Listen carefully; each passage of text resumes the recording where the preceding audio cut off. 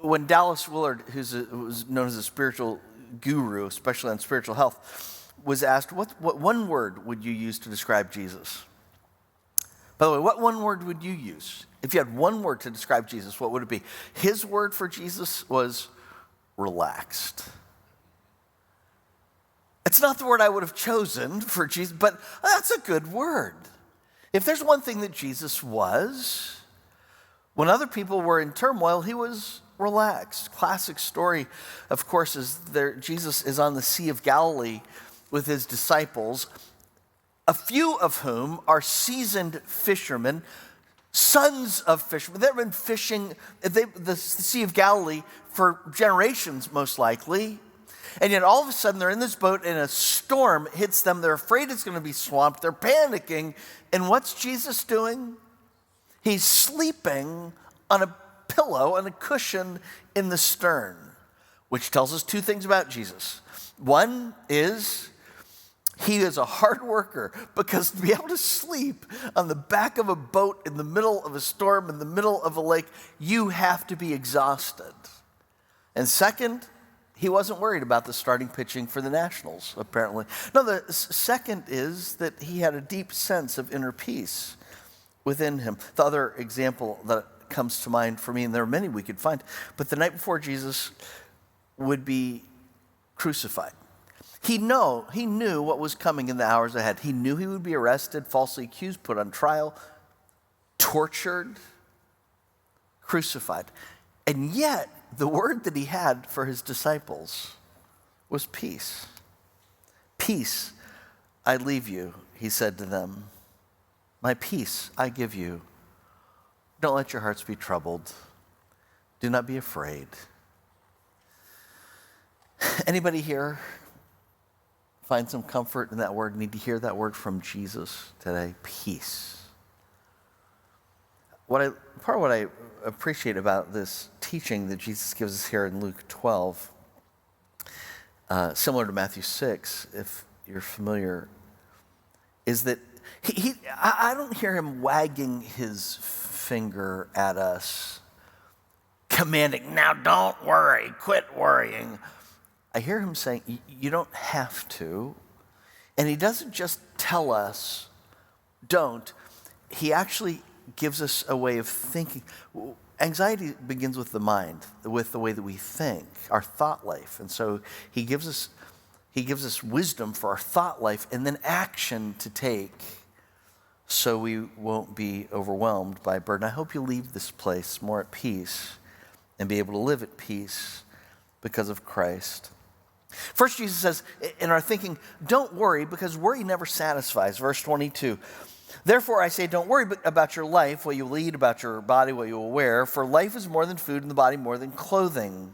He says, don't worry about your life, because the things that you worry about are not what make life of. I mean, and all that worry will never satisfy.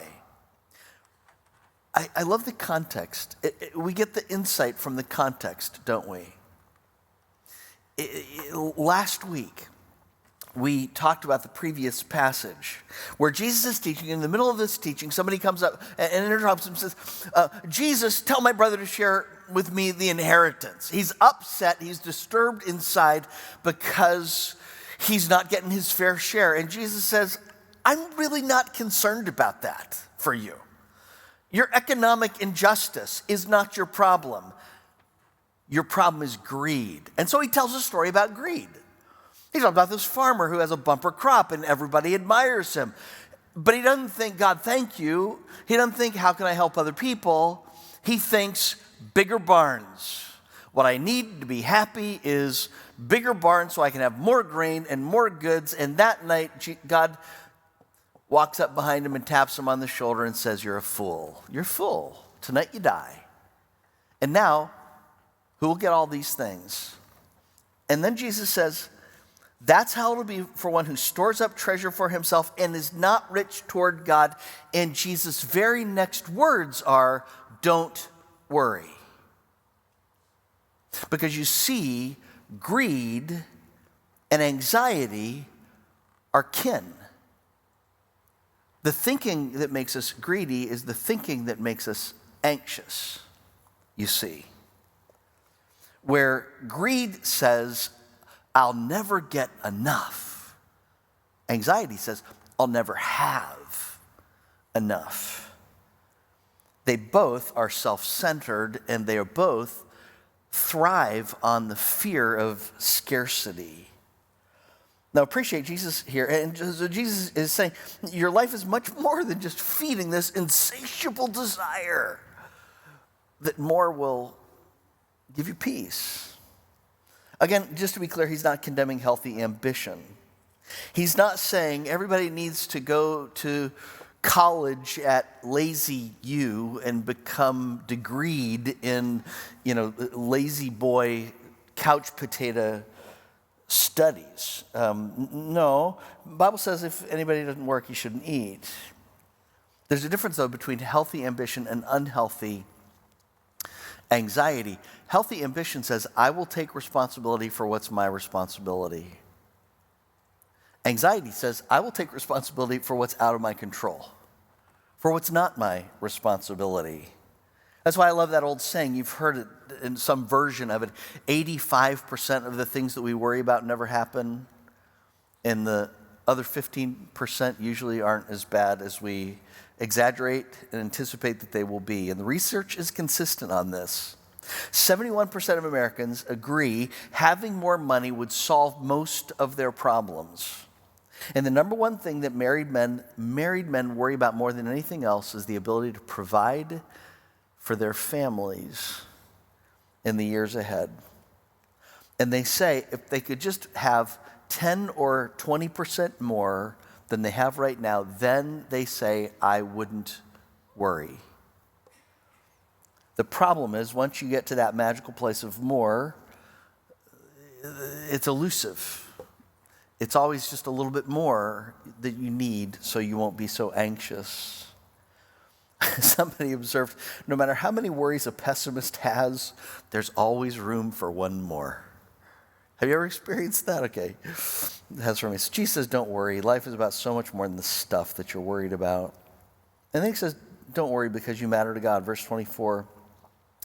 Consider the ravens. They don't sow or reap. They don't have a storeroom or a barn like the foolish farmer I just told you the story about. Yet God feeds them. Aren't you worth much more than the birds? Jesus here says some of you are so worried because you just don't feel like you're very valuable to God. But consider the ravens and how God takes care of them. When was the last time you saw a ravens therapy session? When was the last time you saw ravens at Home Depot stressed about needing more storeroom for their stuff? Jesus says, don't you think God cares about you more than he does ravens? And you say, yeah, I do. I think God cares about me. But there's still this gnawing inside often in many people that we can't quite describe. I am not an expert at all on philosophy or philosophers. I've read a little bit of Martin Heidegger, that if you've read any of his, is just, if you want to be thoroughly depressed, read Heidegger, an atheist philosopher. But about 100 years ago, he wrote a lot about angst or dread. He said there is something in the human, in every human that we carry around, that is this vague gnawing inside of each one of us that we just, he described it as, we have this uncanny feeling. It feels like we don't belong in this world. He said it feels that we know this world's chaotic and it feels like we've just been thrown into it and we're out of control and it's out of control. We don't know why we're here. We don't know where we're going. And here's the problem. If you talk, I was talking to how this is practical. I was talking to a dad recently who was talking to me about his sons who just don't have ambition, just don't have motivation in their lives, but they spend a lot of time playing video games and whatever. This gnawing that we have inside is the reason that so many people can never slow down. because this gnawing is like a white noise of the soul. We don't feel it comfortable in this world, and yet we're told, our kids are told from the time they're born, we're told subtly and overtly by media, by movies and entertainment, and in our schools, our kids are taught not you are created by a personal God who loves you and therefore you matter. They're taught you are the result of nothing. You're the result of chance and time. We don't know why you're here. There's really no purpose in your life. This world is chaotic and out of control. You don't feel like you belong here, but this is the best you get. You've just been thrown into this chaotic world without a sense of knowing where you've come from or where you're going or what your purpose is. And I said to this dad, I said, it sounds to me like your boys just don't know why they're here. They're not motivated because they have. And so what do you do when you do? You have to do something to break out to block out the white noise. It may be entertainment. It may be work. Got to be a workaholic. It may be drinking. It may be video games. It may be partying and entertainment. Whatever it is, you can't. But because if you dare slow down, you sense this gnawing inside of you that you really don't know how to deal with. You don't belong in this world. And that's what Heidegger called as this angst, this dread that people carry around. Jesus says the reason you're so angsty is deep inside. You don't understand just how much you matter to God. Consider the ravens. God did not invest his eternal image in the ravens. God did not send his one and only Son into this world for ravens.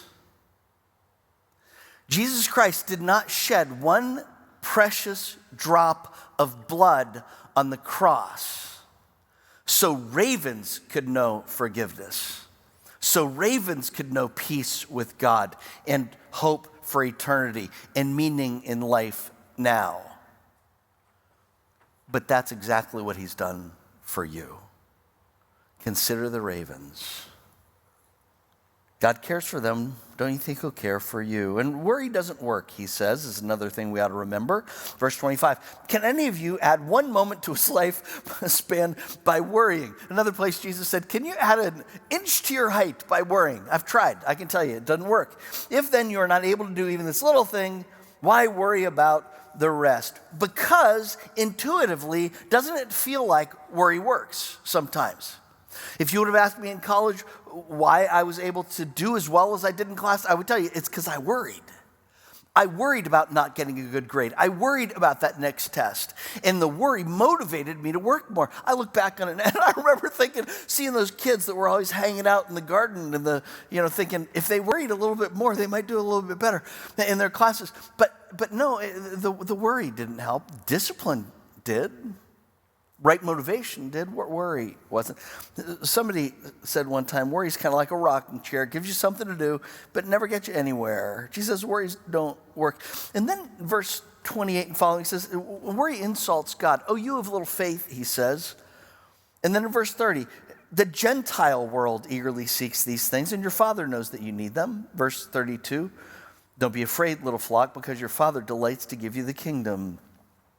Worry says, God, I don't trust you to provide. God says, I'll supply all your needs. Worry says, I don't think you will. God says, I know the plans that I have for you, plans to bless. Worry says, I don't know that I trust your plans. God says, I'm always at work for your good. To those who love me are called according to my purposes. Worry says, in the midst of this trial, I don't see how you're at work for the good here. God says, humble yourself before me and I'll lift you up. Worry says, if I don't lift myself up, nobody else will. I'm not going to get the promotion if I don't do it myself. Oswald Chambers writes, it's not only wrong to worry, it is spiritual infidelity. Because worrying means that we don't think that God can look after the practical details of our lives. Jesus says, your heavenly Father is going to give you, is thrilled to give you the kingdom, the most important thing, the most difficult, the thing that you cannot earn. No amount of things can you do to buy it. And God delights to give it to you. Don't you think he'll give you along with that everything else? The good news is you don't have to, you can win over worry